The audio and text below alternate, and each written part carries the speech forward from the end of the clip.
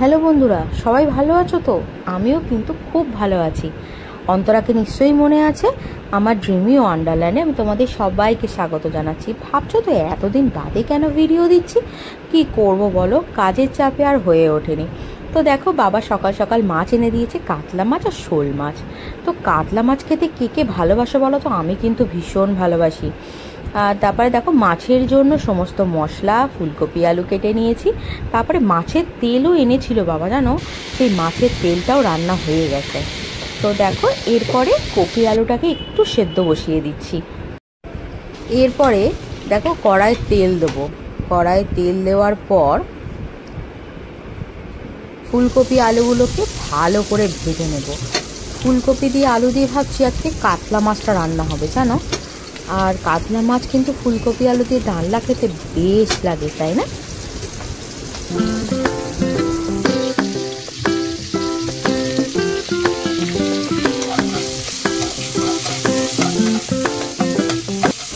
ফুলকপি ভালো করে ভাজা হয়ে গেছে।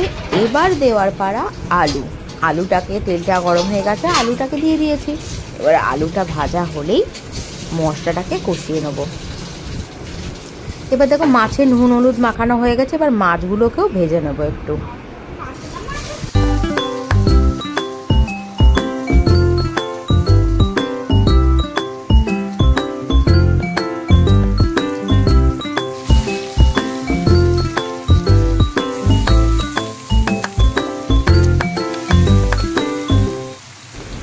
তারপরে দেখো, কড়ার মধ্যে তেল দিয়ে দিয়েছি, পেঁয়াজটা একটু ভাজা ভাজা হয়ে গেছে, তেজপাতা দিয়েছি, তারপরে মশলাগুলো ঢেলে দিলাম।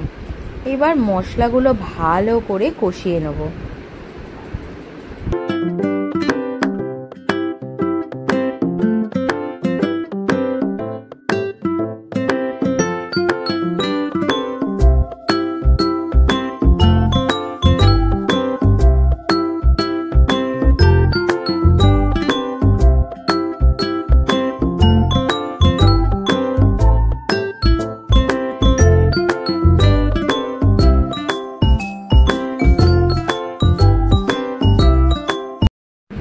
ভালো করে নেড়ে চেড়ে নুন দিলাম, মানে প্রয়োজনীয় যে মশলা আমরা প্রতিদিন ইউজ করি, হলুদ,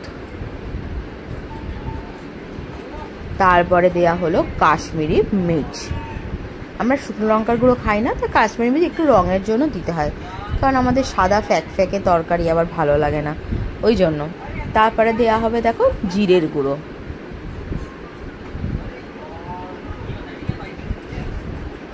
এবারে ভালো করে নাড়াচাড়া করে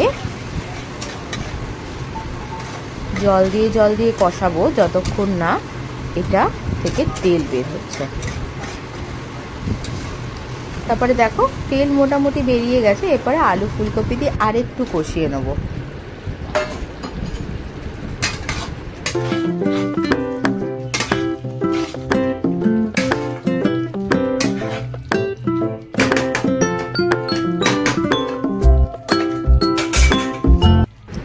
এবারে দেখো, জল দিয়ে দিয়েছি, জলটা একটু ফুটে গেছে, মানে ঝোলটা একটু ফুটে গেছে। এবার দিয়ে দেব মাছগুলো একটা একটা করে।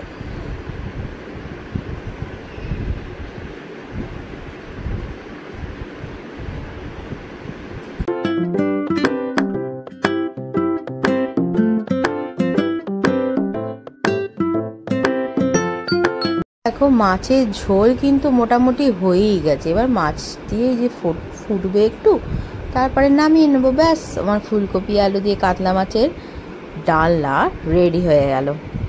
এইবার জানো তো, সব থেকে বড় কাজ, সেটা হচ্ছে রান্নাঘর পরিষ্কার করা।